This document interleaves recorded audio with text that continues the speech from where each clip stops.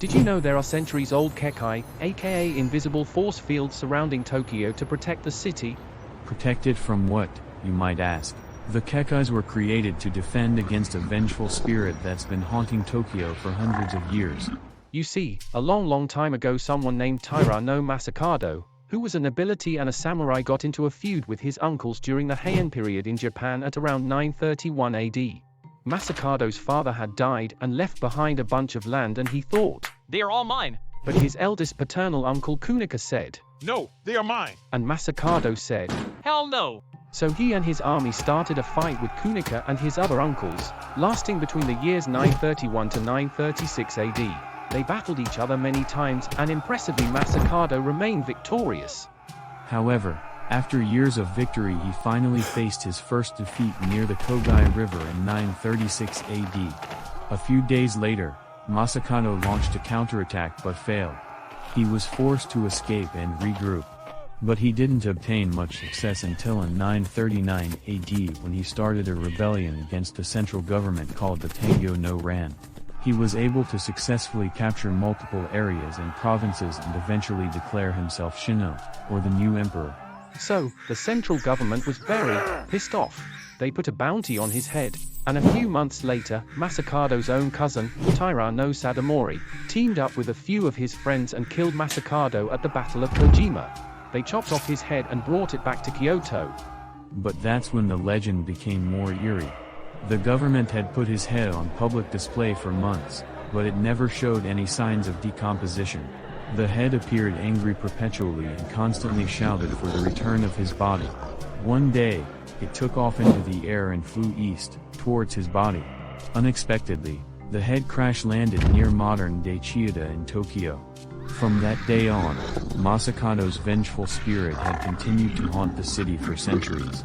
And his head roamed freely until the Tokugawa shogunate period, or the Edo period in the 1600s.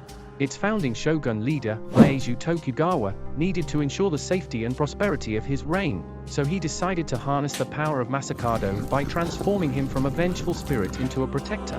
To do that, 7 new shrines were built around Tokyo, then known as Edo. They were the shrines of Uroi, Mizu Inari, Tsukudo Hashiman, Kangda, Toriko, Kabuto, and the grave of Taira no Masakado. Together, the shrines resemble the form of the Big Dipper. It is the symbol and representation of Myoken Bosatsu, the Buddhist deity Masakado worshipped.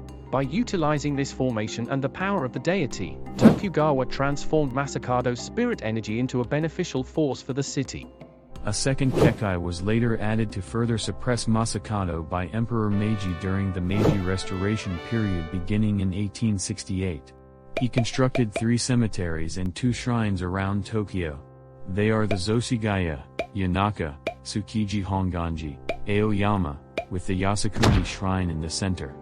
Perhaps the emperor felt truly nervous about his recent ascension to power. He ordered the construction for a 3rd Kekkai, hidden in plain sight as the Japanese railway system surrounding Tokyo.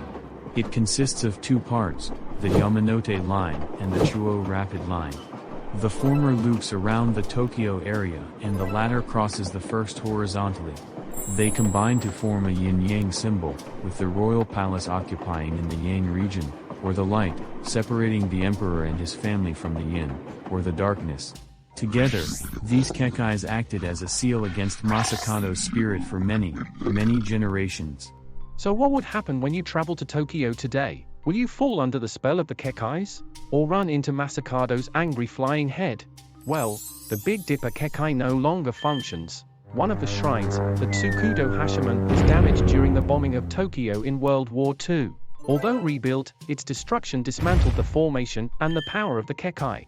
Also, there hasn't been any sightings of Masakado's head for decades, so I guess we're safe. But if you want to, you can still visit Masakado's grave in Tokyo, where his head was allegedly buried. It is located east of the Imperial Palace, 2 blocks north of the Otamachi Station. Would you be interested in taking a picture with Masakado's flying head if you see him? Are you familiar with any hauntings regarding demons or spirits? If you are, do leave your story in the comments section below. Subscribe, like, and share if you want to hear more bizarre stories. Hope you had fun watching this episode. Thanks for joining us. I'm Jack. This is Dorian. Until next time. Later,